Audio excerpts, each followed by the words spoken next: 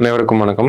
நம்ம டெய்லியும் prelims and mains point of வியூல கரண்ட் அஃபேர்ஸ் ஆர்டிகல்ஸ் பார்க்குறோம். இன்னைக்கு என்ன முக்கியமான ஆர்டிகல்ஸ் இருக்கு அப்படிங்கிறத பார்ப்போம். முதல்ல பார்த்தோம்னா சர்க்கரை நோய்க்கு ஒரு புதுமையான முயற்சி அப்படிங்கிறது சைனாவில் செய்யப்பட்டிருக்கு.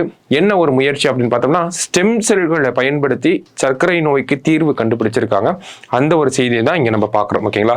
ஸோ எந்த பல்கலைக்கழகத்தை சேர்ந்தவங்க அப்படின்னு பார்த்தோம்னா பெக்கிங் யூனிவர்சிட்டியை சேர்ந்த ஒரு 35 அறிவியலாளர்கள் இந்த ஸ்டெம் செல் சிகிச்சை அப்படிங்கிறத பண்ணியிருக்காங்க. ஓகேவா?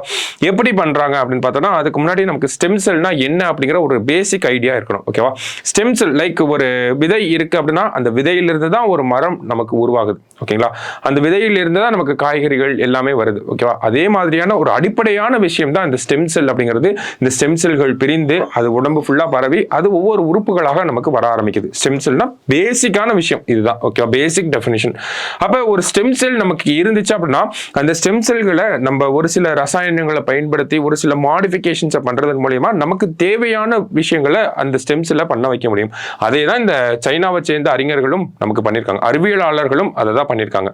என்ன பண்ணாங்க அப்படின்னு பார்த்தோம்னா அந்த ஒரு பெண்ணுக்கு தான் இந்த ஒரு விஷயத்தை பண்ணியிருக்காங்க. அந்த பெண்ணினுடைய கொழுப்புகள்ல இருந்து ஸ்டெம் செல்களை தனியா பிரித்தெடுத்து அந்த ஸ்டெம் செல்கள்ல நமக்கு ஒரு சில ரசாயனங்களை கலந்து அந்த ஸ்டெம் செல்களை நமக்கு தேவையான ப்ளூரிபொட்டன்ஷியலா மாத்துறாங்க. ப்ளூரிபொட்டன்ஷியல்னா எக்ஸாம்பிளுக்கு என்ன சொல்லலாம் அப்படின்னா நமக்கு சப்பாத்தி செய்யறப்ப தண்ணி ஊற்றி நம்ம மாவு பிசைவோம் இல்லையா? அதே மாதிரி அந்த மாவு இருந்துச்சுன்னா அதுல இருந்து நமக்கு தேவையான வடிவங்களை எடுத்துக்கலாம், சப்பாத்தி போட்டுக்கலாம் இல்லையா?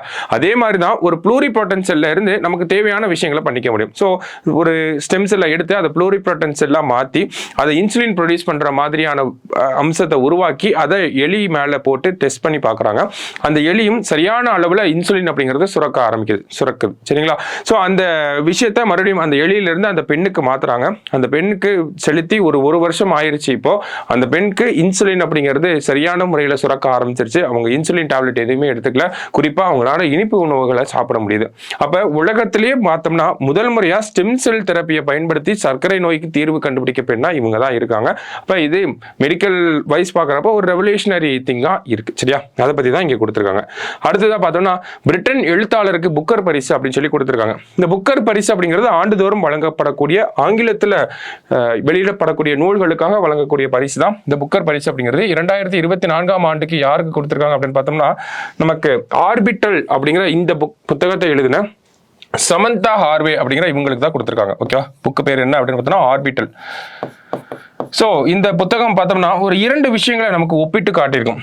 ஒரு விண்வெளி வீரர் சர்வதேச விண்வெளி நிலையத்தில் எப்படி தனிமையா இருப்பாங்களோ அதே மாதிரி தான் நம்மளுமே கொரோனா லாக்டவுன் அப்ப வீட்டிலேயே முடங்கி கிடந்தோம். அவங்க விண்வெளி மையத்தில் முடங்கி கிடக்கிற மாதிரி நம்ம வீட்டிலேயே முடங்கி கிடந்தோம். ஸோ இந்த 2 பேரலல்ஸை கம்பேர் பண்ணி எழுதப்பட்ட ஒரு புத்தகம் தான் இந்த ஆர்பிட்டல் அப்படிங்கிற புத்தகம். சரிங்களா? ஸோ இந்த புத்தகத்தை எழுதினதுக்காக தான் 2024 ஆண்டுக்கான புக்கர் பரிசு அப்படிங்கிறது சமந்தா ஹார்வேக்கு வழங்கப்பட்டிருக்கு. இந்த புக்கர் பரிசை பொறுத்த வரைக்கும் பார்த்தோம்னா இங்கிலாந்துலேயே எழுதியிருக்கணும். அதாவது இங்கிலீஷ் லாங்குவேஜில் எழுதி யூகேல பப்ளிஷ் பண்றவங்களுக்கு தான் இந்த புக்கர் பரிசு அப்படிங்கிறது வழங்கப்படுது. சரியா? ஸோ அந்த வகையில் இவங்களுக்கு இந்த பரிசை கொடுத்துருக்காங்க. இன்னைக்கு 2 செய்திகள் பார்த்துருக்கோம். 2மே முக்கியமான செய்திகள் தான். நோட் பண்ணி வச்சுக்கோங்க. நாளைக்கு டீனல் மீட் பண்ணலாம். தேங்க்யூ.